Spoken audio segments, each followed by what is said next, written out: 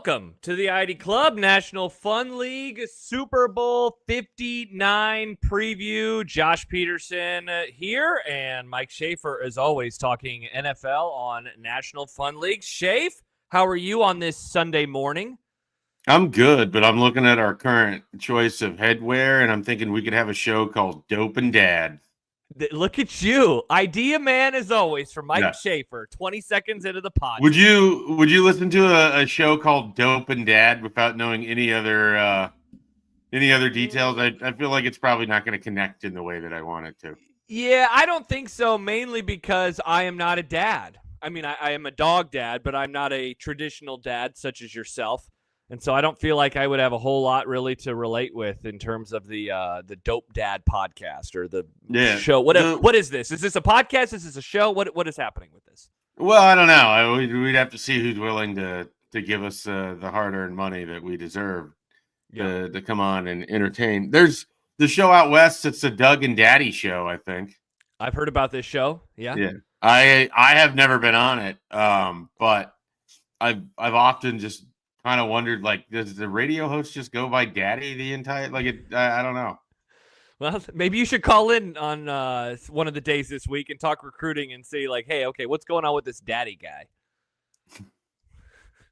Yeah, there's a pretty notorious message board user in my early run at Husker 24/7, which was then Nebraska 24/7, whose name was Daddy Act, and I feel like he was one of the first people that I recall being banned from the website. So, oh, nice. Awesome. Yeah, I don't know whatever happened to him. So a lot of the other ones that get banned seem to find their way back through VPNs or other accounts or whatever else. But as far as I know, that guy who really, really, really felt like he had to defend everything about Taylor Martinez at all times, which, then with the name Daddy Act just made everybody assume it was Taylor Martinez's dad. You never know, but yeah. So that's what are we? We're 3 minutes in. We're nowhere close to the Super Bowl. That seems like a good preview pod for us.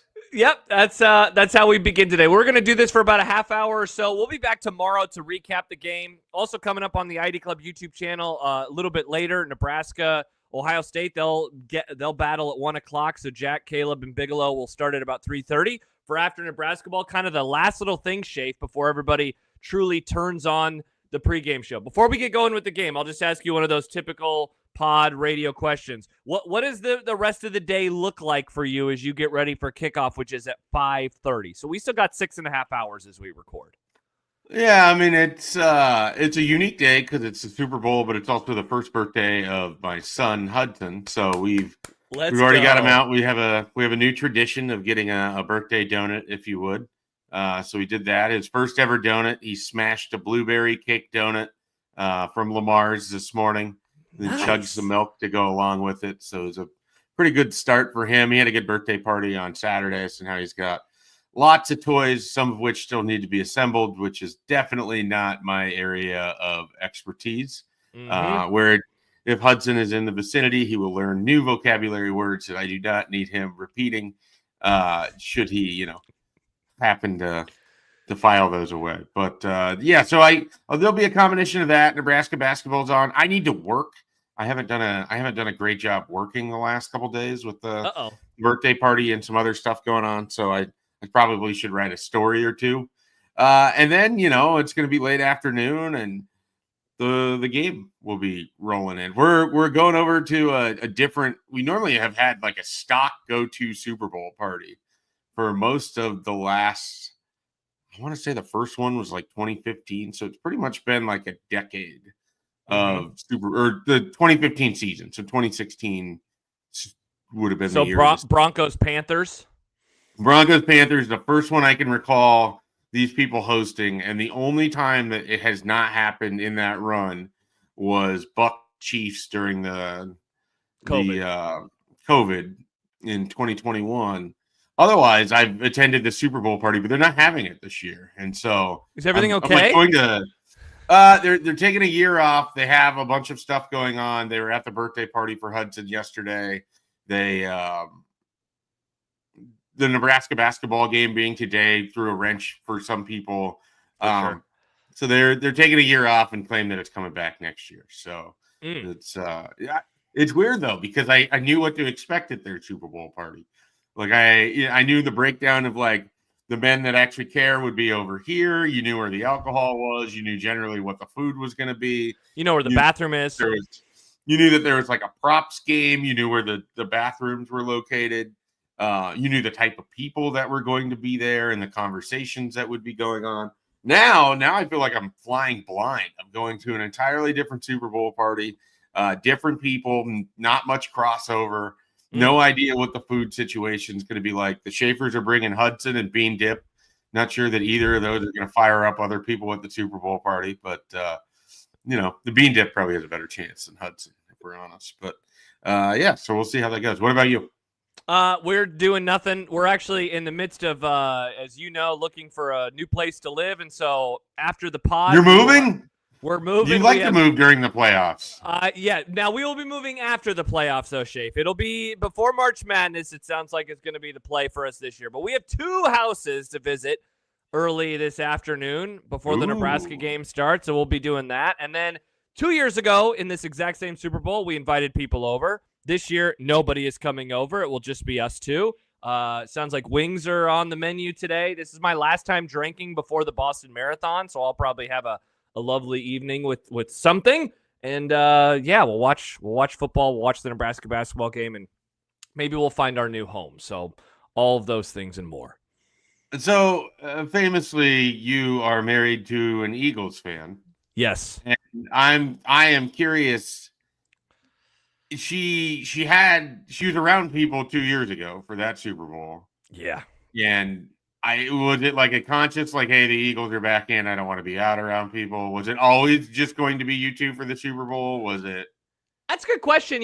I don't know exactly if it would have been a different game. My guess is it would have probably just been us 2. But yeah, when as they started going on their run in the playoffs, I remember us having a conversation like, hey, if the Eagles are in the Super Bowl, we're not having people over again this time, are we? Because I always think about it, if Dallas ever made it, I would not want to watch it with anybody except for my dad. I have no desire to have a party, no desire to go anywhere, no desire to do any of that stuff. So, it's just going to be us 2 hanging out with Banks, which I think is for the best with such a stressful game for her. And, me, I'll just be sitting there on the chair watching and not trying to make any noises and make anybody angry. That's my goal for today. Silently cheering for Kansas City, the Josh Peterson project. Yeah. I just want her to be happy. I want her to be happy. So, we'll see. I found myself, Schaef. We talked about it so much 2 weeks ago. I know John and I talked about it. Happer and I talked about it. I have found myself getting excited for the game. Like now that we have arrived to today, I think that the matchups are pretty interesting, even though, a month ago, this is not the matchup that I was hoping for or expected to happen. 2 weeks ago, this was not the matchup anybody wanted to happen. So. No. Yeah. Have you found yourself in that same boat? Like, are you excited now for this football game, or at least more excited than you were when we logged on the day after the conference championship games were set? It's such a weird way to phrase this. I am excited in the sense that it's the Super Bowl. I don't have any particular excitement about the 2 teams that are playing in it. Does that make sense? Yeah. Sure. It's the last football game of the year. There was never a chance I wasn't going to be watching it. I've only skipped 1 Super Bowl in my life, and that was Colts Saints 2010. I had the Sunday shift of being a sports editor at the Daily Nebraskan and was more than happy to just never turn around and look at the television behind me during that one for obvious reasons that we don't need to get into. Yes. But I don't have any, and it was the same. What bothers me is just 2 straight years where I do not care about the teams that are in the game. Like I didn't care about 49ers and Chiefs last year. And it just so happened that was the day we brought Hudson home, was the Super Bowl last year. And I do not care at all about Chiefs Eagles in terms of who wins, the matchups, all of it. I can't get myself like on that level to like really have a strong care or personal opinion on it. But it's just like, it's the biggest football game of the year. Like there's no way that I'm missing it. And by the time it kicks off, I'm going to be locked in, excited about it one way or the other. It's just the build up to it has meant I haven't read anything. I haven't really looked into anything. You could be like, hey, Cam Jurgens is not playing. And I would be like, oh, I didn't know that, or something like that. Yeah. I'm fairly certain he is playing, unlike the NFC Championship game where I found that out I don't know, an hour before kickoff and was like, wait, what? Yeah. When did he even get hurt? I don't recall him being hurt in the game against the Rams, and maybe he was, but yeah, and then it just kind of happened out of nowhere where the reporting came right. out that day, and it's like, yeah, Cam sounds like Cam's not playing today. It's like, wait, what? What happened? And then he ends up playing, and he's was a factor and important in the second half of that game. So, by the time that game kicks off, I'm going to be all in on football at that point. But I have successfully avoided thinking about or really even caring about this matchup at all, which is great for this podcast. Yeah. D'Lo said, well, a couple things. Alex, first of all, says this is the only Super Bowl preview show needed today. That's great because so far we've said we don't really care about this football game. But D'Lo writes, don't see how any fan of the NFL isn't interested in a potential three-peat, either rooting for or against. I definitely, as someone who very much appreciates history, and I was talking about this at a party last night, rooted for the Patriots against the Giants for obvious reasons, but also because I wanted to see history. The only team that I would have rooted for against New England in that Super Bowl would have been the Cowboys. Otherwise, I would have rooted for New England because I really wanted to see history. This is also, this, first of all, it's the first time that we've ever seen a team play for a three-peat. We've never seen a team get here with that on the line. And so, there's that at stake. And then, obviously, they could do it, which would be the first ever three-peat, second time that a team has won 4 in 6 years. And, Schaef, dare I say, if they win, I think it would solidify this as the greatest dynasty that we have ever seen in the history of the NFL, or at least in the Super Bowl era, just given that it would be one thing we've never seen before and then another thing that we haven't seen since the Steelers won 4 in 6 years in the 1970s. Yeah, I there's no question the historic ramifications are there. It's just hard for me internally to make that something. It's hard to separate the Chiefs' success from the lack of success because there hasn't been any lack of success really over the last 6 years. It was not the D Ford game was really the only thing that would be considered a lack of success. Even the loss to the Bucs was like a one-off bad day for the Chiefs. And so I understand that no one has done it. I understand that it is a unique sports opportunity. I understand where it would structure the Chiefs in terms of history. And yet, I think even if they lose this game on Sunday, I'd be hard-pressed to say that there's a dynasty that's accomplished more or will accomplish more than what they're doing. And they're going to be set up to be the Super Bowl favorite the very next year. So part of it is that I don't care about the history aspect of it because unless you think some major change, I don't mean you as in specifically you, but just people think some major change is happening. We are squarely in the middle of a dynasty run. So it's not like the Chiefs are going anywhere. And so, do I muster up the enthusiasm for a three-peat if a four-peat is around the corner next year? What is there's nothing that's changing structurally with this organization. Now, maybe Andy Reid retires, but that would probably be the most shocking thing imaginable to me, that you're in the middle of this run. It feels like a turnkey thing. I guess you could hand the keys to Steve Spagnuolo, which would be sort of fascinating. That would be wild. At the same time that division turns into Sean Payton, Jim Harbaugh, Pete Carroll, and Steve Spagnuolo instead of Andy Reid. That in itself would be bigger than the entirety of the Super Bowl. Sure. But I don't think that's happening either. So I'm just stuck in this weird spot where I can appreciate the history of it, but it's almost like it feels like we want to get into the legacy discussion before the legacy is even close to being over. Schaef, why do you think you feel so much more resigned that this isn't ending than we did? And I guess maybe I'm putting my own feelings on the situation, but than we did during the Patriots run under Brady, because there was an inevitability. We think about sports in a totally different way, though. You think so? We're not even a decade removed from them, going to 3 straight Super Bowls or winning, 3 in 5 years. And certainly they had the 3 and 4 years at the beginning of Brady's career. Starting in 2001 until he left at 19, they were always in our lives and usually in the Super Bowl.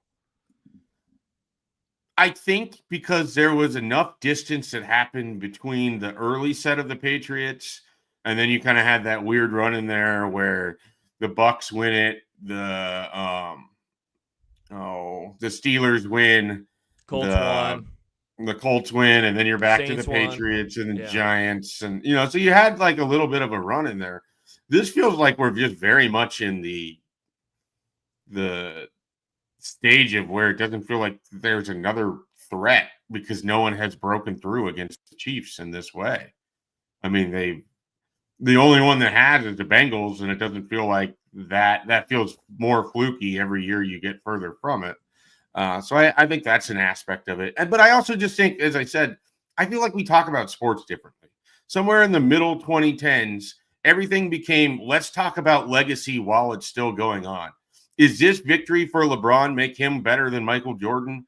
Like, that became a whole centerpiece of sports discussion that I think is really sort of pervasive, because then we always talk legacy, and it just kind of like at some point goes in one ear and out the other. Like, I already think Mahomes is the best quarterback I've ever seen, and I'm kind of bored by it. That's wild. Like, you know how terrible that sounds? It does. Because it sounds really amazing. Bad. Yeah. He's incredible. And yet they won a Super Bowl last year with a team that had no business winning a Super Bowl, let alone getting there. This year, they had the blandest, most boring 16-win regular or 15-win regular season that's ever existed in the history of football. And then they had a win against the Texans that was whatever, and then played the best football game of the year against the Bills. So it's just like, I don't know. I can't explain it. And it's not, I'm not trying to downplay what they're doing, because what they're doing is unheard of. But it's hard to be captivated by any of this. It falls somewhere in the middle of like, wow, that's really awesome. And man, it's kind of boring at this point.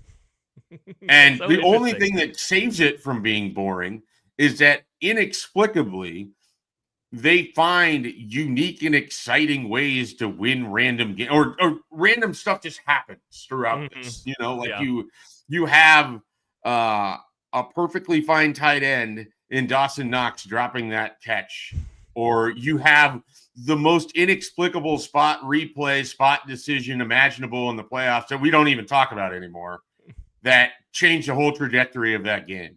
Or what could have been an incomplete pass becomes a completion elite. Like, so you have all of that. You have the perfect blitz call from Steve Spagnuolo on 4th and 3.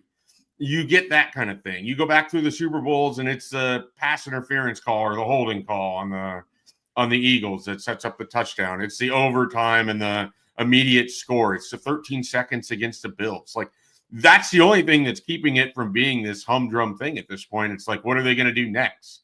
They blocked the kick against the Broncos this year to remain undefeated, and everybody in football America was like, man, what's you're going to have a pass that's going to go off of a referee and then caught by your receiver and run in for a touchdown at the end of regulation? Is that like what the next thing here? So that at some point they're not going to be able to one up the ante on it all. It just did. I don't know.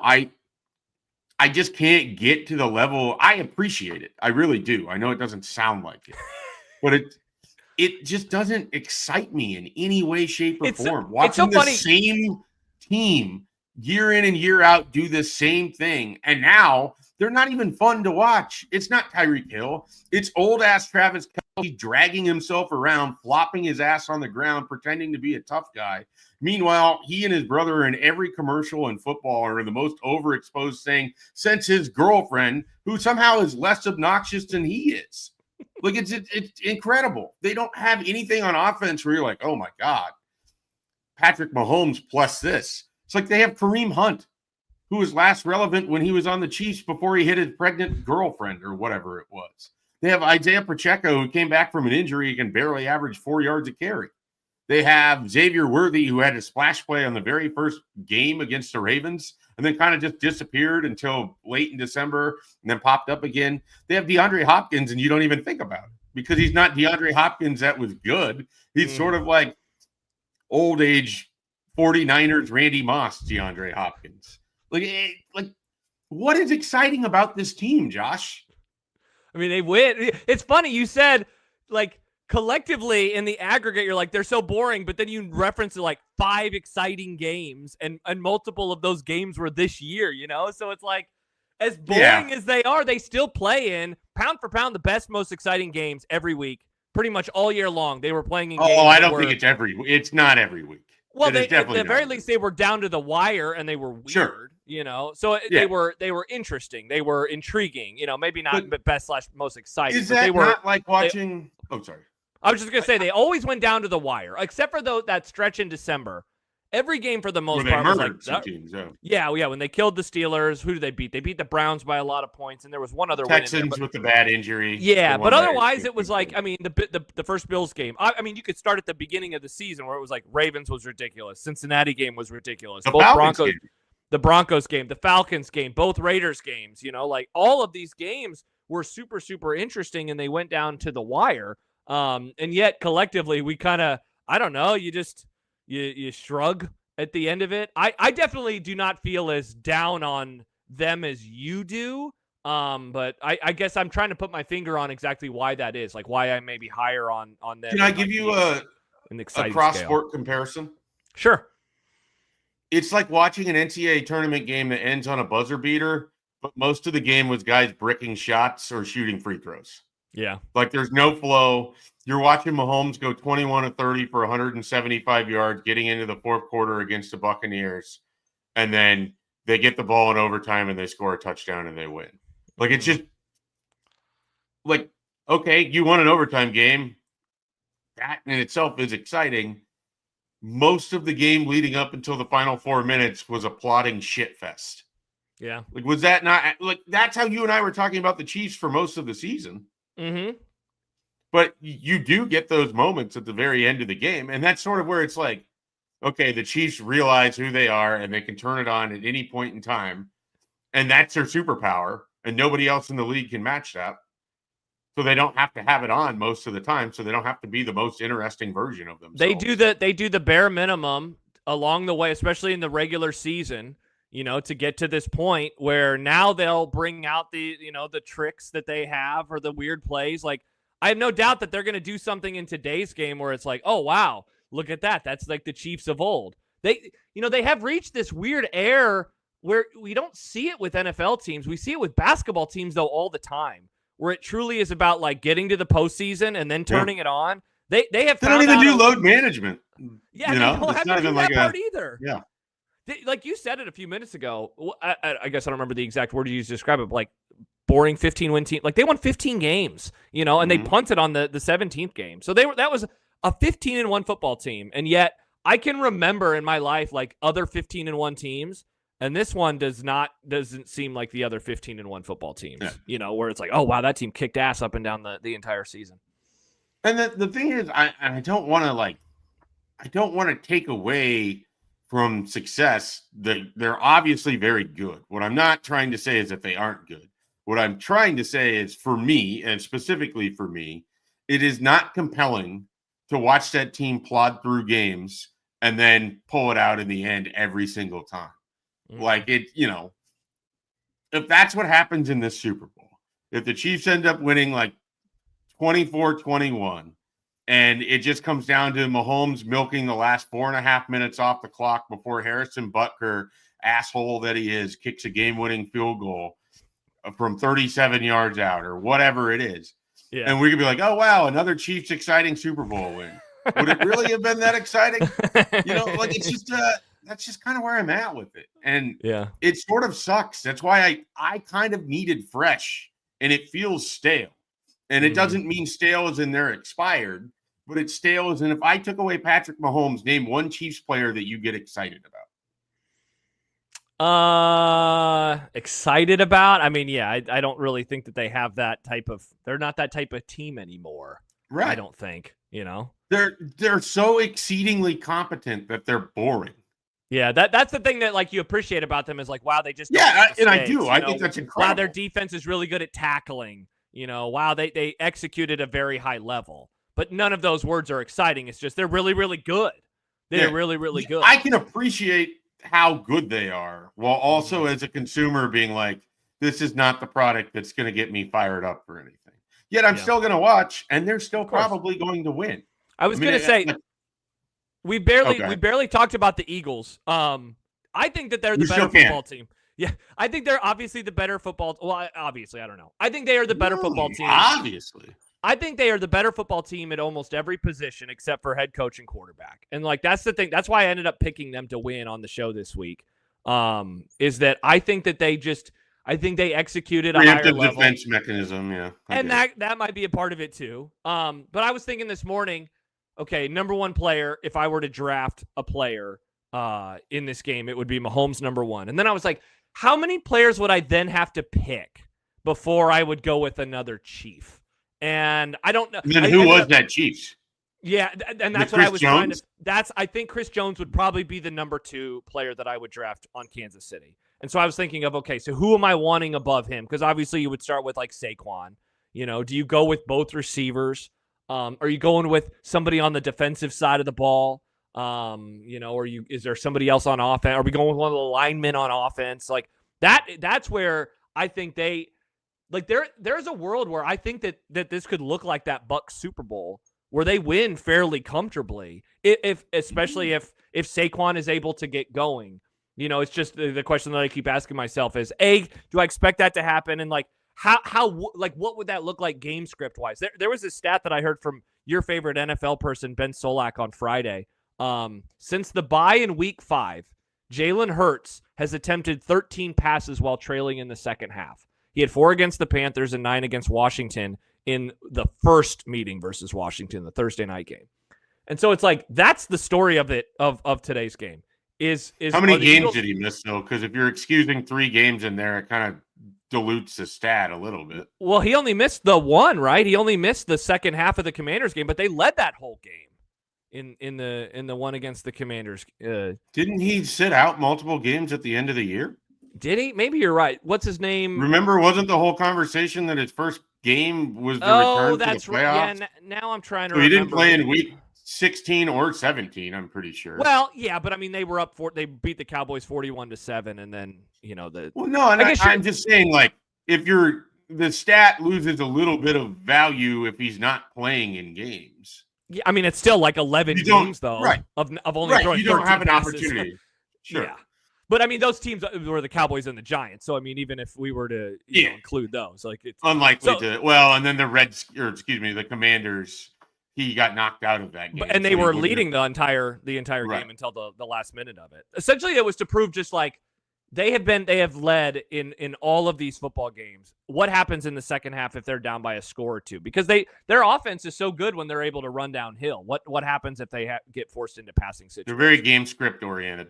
Yeah, but the Chiefs always trail in the Super Bowl, always in the first half. They never get off to fast starts in all of the Super Bowls that they have made. They were down by 10 in the fourth quarter against the 49ers in the first matchup. Obviously, the Bucs game could not have gone any more terribly for them in that one. The Eagles were up by 2 scores, in the first half, and they were driving to go up 3 scores. Last year, I don't remember if they were ever trailing by double digits in last year's game. Last year, it felt like the 49ers left a lot of points on the field in the first quarter. But they just never get off to a fast start. But it's like they're fine because they know that they have to click in the second half. But there's a world where I wonder, like, what happens if they're suddenly up 10-0 in the first half? How does that change what the Eagles do in terms of their offense and their structure?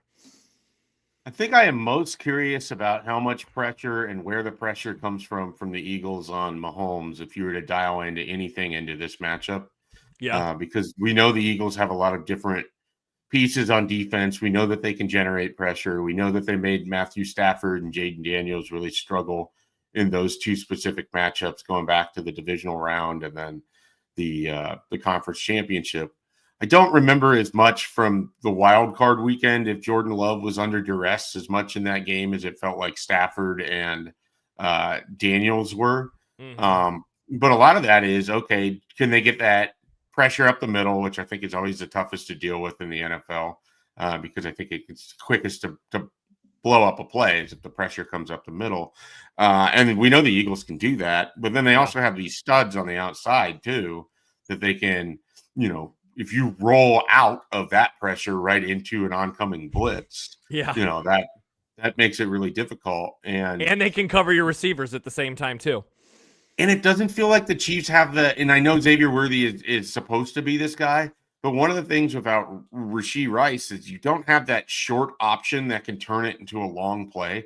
Like if you're dumping it off to Travis Kelce or to DeAndre Hopkins or to Justin Watson or Noah Gray or even Perine, whoever, they're not going to get like a 25, 30-yard play at it. Yeah, the yards after the catch are limited. So it does feel like this is a team that you blitz. What you're probably giving up is they can try to just get down the field, a little bit ploddingly, and they're comfortable doing that. But you don't worry in the way that you would with other teams. Like if you blitz the Bills, you're worried about James Cook taking that to the house against you. Sure. Or whatever. And I don't know that the Chiefs necessarily have that unless it's Xavier Worthy. And he's been so hot and cold this year. It's hard to say. Yeah, for sure. So you're going with the Chiefs to win? I would go with the Chiefs to win. I mean, I anticipate it'll be within a touchdown. If the Eagles won, the reason I think they would is that Saquon's able to dominate the game. And at no point are the Chiefs able to turn that against the Eagles, because it felt like the Bills were running the ball successfully in the second half and then had that one 4th and short that they didn't get, and the whole game flips. And then they weren't running the ball in the same way. We know the best 4th and short team in America is the Philadelphia Eagles, so you're not going to be able to rely on that. And we know that Saquon Barkley is playing at another level right now. Yep.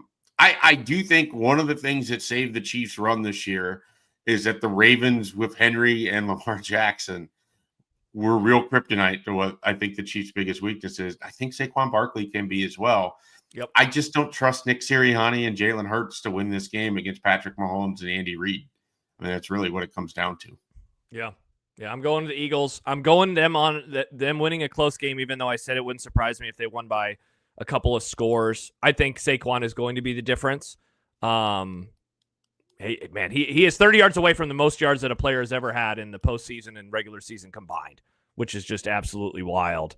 Do you have any long shot MVPs that you throw out there for people that are looking to get some gambling in today? No, I don't think so. I think it's going to be fairly predictable. I think if the Chiefs win it's going to be Mahomes. If the Eagles win, it's going to be Saquon. I'm trying to figure out who would even be. You don't think Hurts over Saquon? No, I think it would be Saquon. But that's mainly game script dependent on. Again, if Hurts is able to play like he did in the game 2 years ago, then he would definitely win the MVP. But if Saquon Barkley is able to have another all-time performance, that wouldn't surprise me. I guess if you're looking at defensive players, Chris Jones, Jalen Carter, I think that those would be the two obvious ones, and they're the two most obvious in terms of yards. But I don't know, man. Like every now and then you'll see a Super Bowl where like a defensive back has a couple of takeaways and maybe they score. So maybe a Cooper DeJean would be the pick there. Maybe he has a nice return on a punt as well. D'Lo says Dallas Goedert. No way. I don't think that is yours? My long shot. Yeah. Really? I would throw like $10 down at plus 12,000 on Dallas Goedert. Yeah. I mean, it's it's a long shot. You're not expecting it to work out, but I mean, he was fantastic and virtually unstoppable against the Commanders 2 weeks ago. And I think he's one of the big beneficiaries of the play action with Saquon Barkley, in that you can set stuff up to kind of open him up. And he's really talented. He's kind of the guy that never gets talked about with the Eagles. And when he's healthy, he's a big part of their success. Yeah. So that is our Super Bowl preview on National Fun League, even though the first 20 minutes were Schaef saying how much he hates everything. So hopefully people had fun hanging out with us. Still be there. I'll still be watching. I just know there's people like me out there that are a little just, tired of watching this Super Bowl version of the Chiefs every single year. So, and you know what? In 11 months, they're going to win, and they're going to be back next year. You and I will be back here in January next year, and we'll be saying this is finally the Bills' year, or finally the Ravens' year, only for Mahomes to lead them from down 30-0 to win another AFC championship and go to another Super Bowl. Before we go, I was thinking about this yesterday, man. The wildness that is the Bengals Chiefs AFC championship when the Chiefs were up 21-3 and lost. The further we get away from that, the more inexplicable that result becomes. Now, I do think that Mahomes I don't think and Simmons says this a lot, and I agreed with it in the moment. I think Mahomes was concussed in the second half, and it was just never reported on. But that game in hindsight is just so weird. And so that has nothing to do with tomorrow or today's game rather, but it's so odd. It's so odd. So there you go. That's the Super Bowl 59 preview. We'll be back tomorrow morning, 7:45, to give our recap. If the Eagles win, maybe Schaefer will be a little happier. If not, he'll just be saying this is the beginning of 6 straight Super Bowl wins for the Chiefs. So stay tuned for that one coming up tomorrow. Also, I don't think there's any extra joy if the Eagles win for me. Wow. You really do hate this game more than any game. There's nothing. It was the same with the 49ers last year. There's no part of me that's like, oh, I really hope the 49ers and Raising Cane's Purdy win a Super Bowl.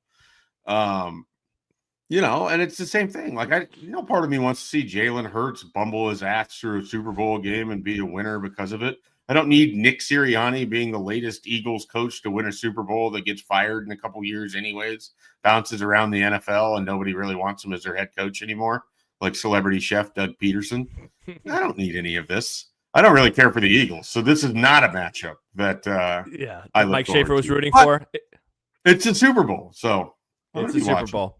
So we'll all be there. All right. After Nebraska ball comes up in about 3 hours on this YouTube feed. We hope to see everybody there with Jack, Caleb, and Bigelow. And then, as we mentioned, Schaef and I will be back to put a bow on the 2024 NFL season. Not even 12 hours. No, not 12. Not even 24 hours from now, Mike Schaefer will be back on saying, wow, a football game that went down to the wire and Patrick Mahomes did it again. Probably. Who could have seen it coming? Oh, boy. All right. Schaef, anything to plug? You mentioned you're writing today. So what can the folks expect on Husker 24/7 Sports? There'll be some recruiting updates, I would imagine, that'll roll through. And then we're in kind of that weird period of time. The coaches are out of the office. There's not a lot going on. It's just kind of a quiet period of Nebraska football. The spring game has been canceled and ruined forever, and people's lives have been upended, and they'll never recover. And I wish them the best of luck as they try to figure out what their life means without the spring game in it. But beyond that, it's pretty quiet for Nebraska athletics. But baseball starts next week. Basketball is a big week ahead. You have an opportunity to win on Sunday and really change the discourse about how things are for Nebraska and set themselves on a path to a repeat tournament appearance. So that's exciting. So, maybe we'll go harder into basketball should Nebraska pull things off here on Sunday. There you go. All that and more to come at Husker 24/7 Sports. Schaef, enjoy the game. Hopefully the party is not awkward and uncomfortable given it's new people for you and that you find the bathroom. Enjoy the food as well. We'll talk to you tomorrow morning. All right. I appreciate it. Looking forward to it. Go football. Go football indeed. Enjoy the game, everybody. We'll be back tomorrow morning and then after Nebraska ball later today. Goodbye.